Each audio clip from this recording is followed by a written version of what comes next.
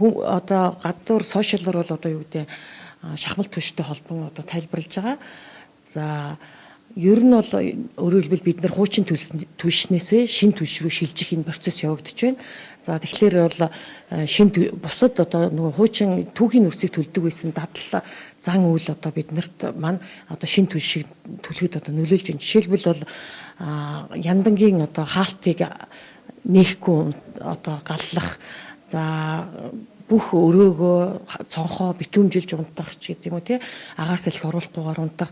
За мөн одоо юу гэдэг одоо буйшингийнхээ бүх одоо тагийг одоо авч чагаад одоо ингээд нүрсээ хийдэг тий. Өөрөөр хэлбэл орчинд аягүй их одоо хий гаргаж ирэх юм тий. ЦО буюу энэ нүрсний нүрс хүчлийн хий маань өөрөө өнгөгүй, үнэргүй ийм тунгалаг хий байдаг. Тийм учраас яг ямар нэгэн утаа гарахгүй гэж бодвол маш их амын онгорхоо байлгадаг ч гэдэг нь бусад төлшүүдийг түүхийн нүрсийг төлдөг байсан шиг ийм зан үйлүүд маань биднэрт одоо бас юу гэвэл хүн хордох ч гэдэг юм уу угаартах ийм асуудлуудыг одоо үүсгэж байна.